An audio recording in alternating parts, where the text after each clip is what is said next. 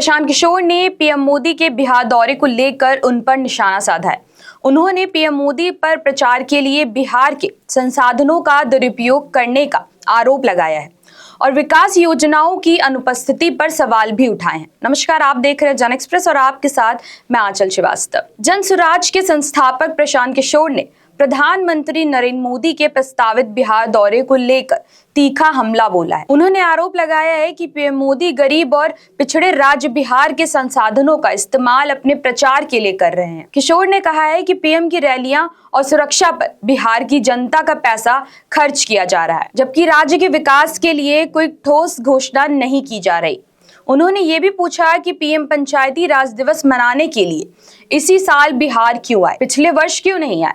इसका सीधा साधा संबंध आगामी चुनावों से जोड़ा गया है। प्रशांत किशोर ने पीएम द्वारा नई ट्रेन की घोषणा को लेकर भी सवाल खड़े किए।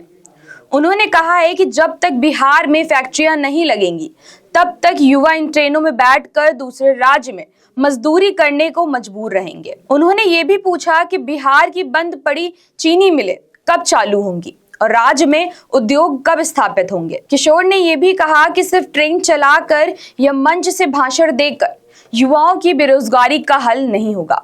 2015 में पीएम मोदी ने बिहार के लिए 1,25,000 करोड़ रुपए के विशेष पैकेज की घोषणा की थी।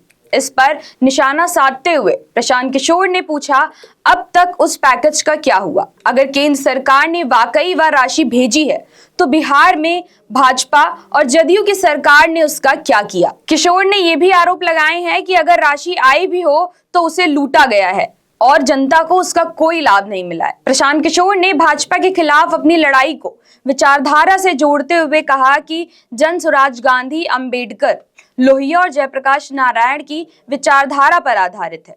उन्होंने कहा कि देश की 80% आबादी हिंदू है, लेकिन भाजपा को सिर्फ 40% वोट मिलते हैं।